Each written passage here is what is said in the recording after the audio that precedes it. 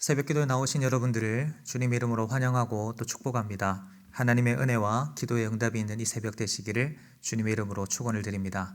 함께 공동 기도문으로 함께 기도하시겠습니다. 마음 모아 샘물의 기도를 하나님께 드리겠습니다. 먼저 우리의 믿음을 고백합니다. 예수님은 우리의 주인이 되십니다.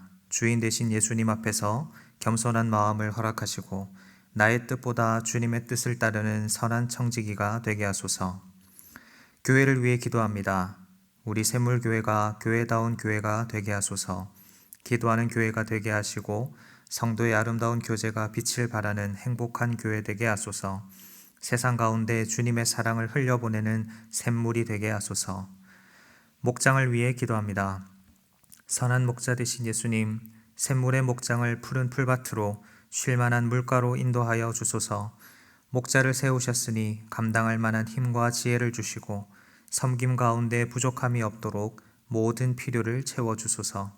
목장 모임을 통해 주님의 사랑을 깊이 체험하고 더욱 성숙한 신앙인이 되게 하소서. 예배를 위해 기도합니다. 샘물의 예배가 주님과의 신비한 연합으로 들어가는 통로임을 믿습니다. 하늘 문을 여시고 주께서 친히 임재하셔서 샘물 예배의 주인이 되어 주소서. 예배하는 모든 자에게 예배의 영광과 회복의 기쁨을 허락하소서. 속히 모든 성도들이 함께 모여 예배할 날을 허락하소서. 다음 세대를 위해 기도합니다. 샘물의 다음 세대들이 믿음 가운데 서게 하소서. 여호와를 경외하게 하시고 하나님과 사람에게 더욱 사랑받는 자녀들이 되게 하소서.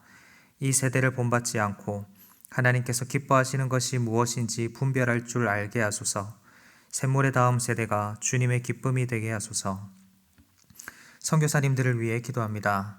복음의 최전선에서 수고하시는 선교사님들과 그 가정을 주께서 보호하여 주옵소서. 영적으로 메마르지 않도록 성령으로 충만케 하시고 때를 따라 돕는 은혜를 누리는 기쁨도 허락하여 주옵소서. 언제 어디서나 충성된 주님의 종이 되게 하옵소서. 샘물 성도들을 위해 기도합니다. 오늘도 주님과 동행하는 형통한 하루가 되게 하옵소서.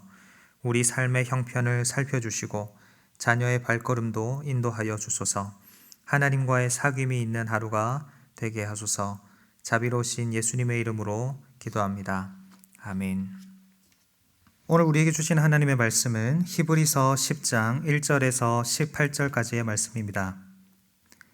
히브리서 10장 1절에서 18절까지 말씀을 저와 여러분이 교독해서 읽도록 하겠습니다. 율법은 장차 올 좋은 일의 그림자일 뿐이요 참 형상이 아니므로 해마다 늘 드리는 같은 제사로는 나아오는 자들을 언제나 온전하게 할 수 없느니라.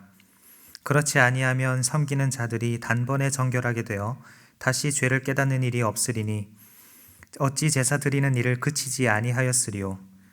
그러나 이 제사들에는 해마다 죄를 기억하게 하는 것이 있나니 이는 황소와 염소의 피가 능히 죄를 없이 하지 못함이라. 그러므로 주께서 세상에 임하실 때에 이르시되 하나님이 제사와 예물을 원하지 아니하시고 오직 나를 위하여 한 몸을 예비하셨도다. 번제와 속죄제는 기뻐하지 아니하시나니 이에 내가 말하기를 하나님이여 보시옵소서. 두루마리 책에 나를 가리켜 기록된 것과 같이 하나님의 뜻을 행하러 왔나이다 하셨느니라.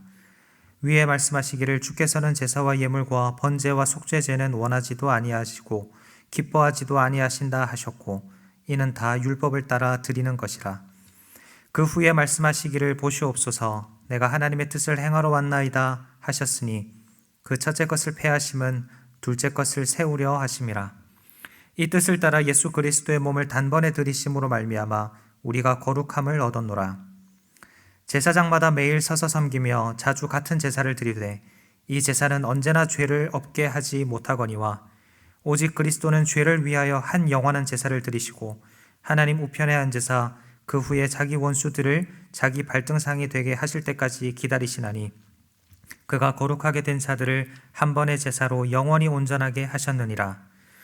또한 성령이 우리에게 증언하시되 주께서 이르시되 그날 후로는 그들과 맺을 언약이 이것이라 하시고 내 법을 그들의 마음에 두고 그들의 생각에 기록하리라 하신 후에 또 그들의 죄와 그들의 불법을 내가 다시 기억하지 아니하리라 하셨으니 이것들을 사하셨은즉 다시 죄를 위하여 제사 드릴 것이 없느니라.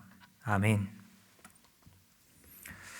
오늘 우리에게 주신 하나님의 말씀은 제물이 되신 예수님입니다. 오늘 본문은 구약시대의 제사와 또 예수 그리스도의 제사를 비교하고 있는 본문입니다. 구약 제사는 그림자였고 또 불완전하였지만 예수님의 제사는 참 형상이었고 완전하면서도 또 영원한 그런 제사였습니다. 그래서 우리가 지금까지 히브리서를 살펴보았던 것처럼 그 단 한 번의 제사로 우리의 구원과 소망을 완전히 이루신 것이죠. 그렇다면 구약의 제사와 예수님의 제사가 왜 이렇게 다른 것일까요? 물론 히브리서를 살펴보면서 많은 차이점을 우리가 찾아볼 수 있었지만 오늘 본문의 근거에서 살펴보면 결정적으로 제물이 다르기 때문입니다. 구약의 제사는 4절 말씀처럼 황소와 염소의 피로 제사를 드렸습니다. 그러나 황소와 염소의 피로는 능히 죄가 없어지지 않았죠. 그러나 예수님의 제사는 어땠습니까?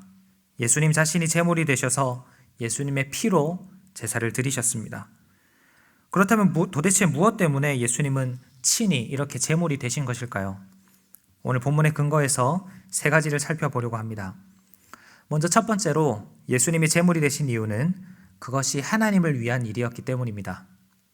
7절에 하나님의 뜻을 행하러 왔나이다. 9절에 내가 하나님의 뜻을 행하러 왔나이다. 10절에 이 뜻을 따라.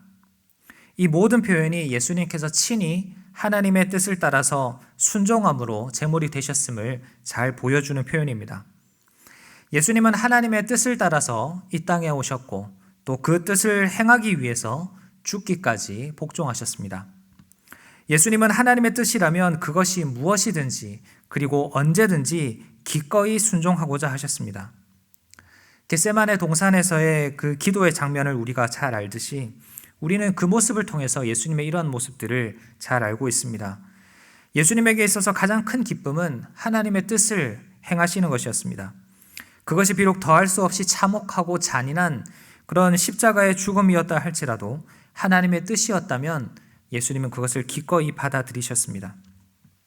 하나님과의 관계에서 예수님이 보여주신 반응은 온전한 신뢰와 순종밖에 없으셨습니다. 더욱이 9절에 보면 그 첫째 것을 폐하시면 둘째 것을 세우려 하심이라. 다시 말해서 율법의 지배 아래 있었던 제사와 예물, 번제와 속죄제를 폐하신 것은 바로 이 예수 그리스도를 통한 대속 사역을 완성하기 위함이었는데 예수님은 이 하나님의 뜻을 이미 아시고 그 뜻을 따라서 기꺼이 제물이 되셨고 10절 말씀처럼 우리가 거룩함을 얻음으로 그 수혜를 우리가 누리게 되었습니다. 또한 예수님은 왜 제물이 되셨는가? 둘째로 우리를 위한 일이었기 때문입니다. 5절에 보면 오직 나를 위하여 한 몸을 예비하셨도다. 이 본문을 직역하면 이렇게 번역할 수 있습니다. 오직 나를 위하여 귀를 여셨다 또는 귀를 뚫으셨다라고 번역할 수 있는데요. 이 말을 이해하려면 유대인의 관습에 대해서 우리가 이해할 필요가 있습니다. 유대인들은 종을 부릴 때 6년 동안만 섬기게 하고 7년째는 풀어주고 자유를 누리게 해야 했습니다. 여기에 대한 계명이 신명기 15장에 나오는데요. 만약 종이 주인을 평생토록 섬기고자 하는 그런 자신의 의지를 밝히게 되면 주인은 그 종의 귀를 뚫어서 영원히 자신의 종이 되게 할 수 있었습니다. 그러니까 종이 자발적으로 자기 귀를 뚫도록 주인에게 맡기는 것은 평생 기쁨으로 그 주인의 뜻을 따라 살겠다는 표시였습니다. 이러한 차원에서 귀를 여셨다, 귀를 뚫으셨다 이런 표현은 순종의 의미가 담겨 있는데요. 그러니까 이 구절을 다시 번역해 보면 예수님이 하나님의 뜻에 순종하여 속죄의 제물이 되시도록 나를 위해 하나님이 친히 예수님을 준비시켜 주셨다라고 우리가 해석할 수 있습니다. 예수님의 그 순종이 그리고 하나님께서 예수님을 이 땅에 보내주신 그 이유가 바로 나를 위한 일이라는 사실입니다. 또한 12절에 보면 오직 그리스도는 죄를 위하여 한 영원한 제사를 드리셨다라고 하는데요. 이것을 정확하게 표현하면 그리스도께서 우리의 죄를 사해 주시기 위해서 영원한 제사를 드리셨다라는 겁니다. 예수님은 죄가 없으시기 때문에 자신의 죄로 인해 죽으실 필요가 없었죠. 그러나 우리의 죄의 문제를 해결하기 위해서 예수님은 친히 제물이 되어 주셨습니다. 나를 향한 사랑, 나를 위한 사랑, 바로 그것이 예수님이 제물이 되신 이유입니다. 마지막으로 예수님이 제물이 되신 이유는 우리에게 본이 되기 위함입니다. 예수님은 친히 제물이 되심으로써 우리를 거룩하게 하셨고, 더 나아가서 14절을 보면 거룩하게 된 모든 자들을 영원히 온전하게 하셨습니다. 예수님께서 하나님을 위해서 그리고 우리를 위해서 이 놀라운 구원의 사역을 이루어 주셨는데, 성경은 한 가지를 더 우리에게 요구합니다. 그것은 우리 자신 또한 제물이 되어야 한다라는 사실입니다. 로마서 12장 1절 말씀에 보면, 그러므로 형제들아 내가 하나님의 모든 자비하심으로 너희를 권하노니 너희 몸을 하나님이 기뻐하시는 거룩한 산 제물로 드리라. 이는 너희가 드릴 영적 예배니라. 하나님은 우리가 제물이 되기를 원하십니다. 물론 여기서 우리가 오해하면 안 되는 것이, 우리가 예수님처럼 구원을 이루기 위한 제물은 될 수 없습니다. 본래 제물은 제사에 쓰이던 거죠. 예배를 위한 것이라는 말입니다. 그러니까 우리가 제물이 되어야 한다는 말은 우리의 예배에 대한 말씀, 더 나아가서 삶이 예배라는 차원에서 볼 때 우리의 삶에 대한 문제입니다. 그렇다면 우리는 어떤 제물이 되어야 하고 어떤 예배를 드려야 하며 또 어떤 삶을 살아가야 할까요?